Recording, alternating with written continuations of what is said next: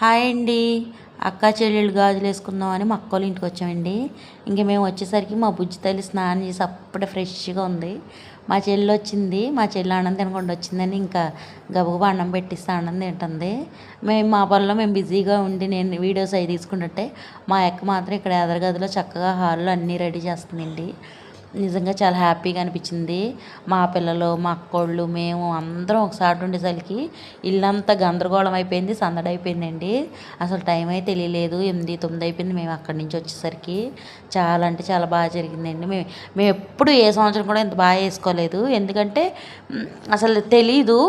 కానీ మా అక్కకి ఎవరో చెప్పారంట వేసుకుంటే మంచిది అని. ఇంకా సరే కదా వేసుకుందాం అని చెప్పి ఇంక మొదలెట్టాము. 3 రోజుల క్రితం మా అక్క నాకు ఫోన్ చేసి చెప్పింది రమ్మని ఆదివారం ఇంటికి. సరే కదా అని వెళ్తే ఇంకా మా అక్క నేను డ్రెస్ వేసుకెళ్తే తిట్టింది చీర కట్టుకోమని. ఇంకా చీర కట్టుకొని రెడీ అయ్యి కూర్చున్నానండి. మా అమ్మ తర్వాత ఇంట్లో పెద్దోళ్ళు ఎవరైనా ఉంటే వాళ్ళే అమ్మ అంటారు కదండి.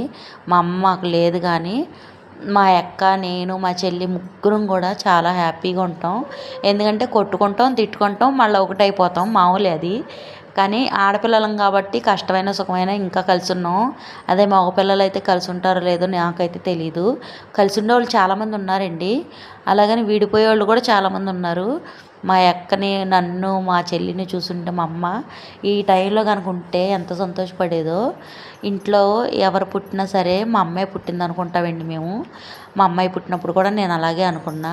ఇప్పుడు మా బుజ్జి తల్లి, బంగారు తల్లి, మా ఇంటి మహాలక్ష్మి వచ్చినాక ఇంక ఇదే మాకు అమ్మ అయిపోయింది. అందుకే మా అత్తబొట్టు దానికి కూడా కాళ్ళకి పసుపు రాసి బొట్లెట్టి గాజులు వేసాము. నిజంగా చాలా అంటే చాలా హ్యాపీగా ఉందండి. ఇలాంటి సంతోషం టైంలో మా అమ్మాయి మాకు గుర్తుకొస్తుంది. ఏదన్నా పండుగ వచ్చినా, కార్యక్రమాలు వచ్చినా ఫస్ట్ గుర్తు వచ్చే వ్యక్తి మా అమ్మేనండి. కానీ మేము పెంచే టయానికి మా అమ్మ మాకు లేకుండా పోయింది. మమ్మల్ని మాత్రం చాలా అంటే చాలా కష్టపడి పెంచింది. ఆ రోజుల్లోనే మాకు ఏ లోటు లేకుండా చూసిందండి. ఈ జన్మే కాదు ఏ జన్మలోనూ మా అమ్మ రుణం మేము తీర్చుకోలేము. నాకైతే చాలా బాధ అనిపించింది ఈ వాయిస్ ఓవర్ ఇచ్చేటప్పుడు. కానీ తప్పదు, కొన్ని మనం అనుభవించాలి అంతే. నచ్చితే లైక్ చేయండి, షేర్ చేయండి, సబ్స్క్రైబ్ చేయండి.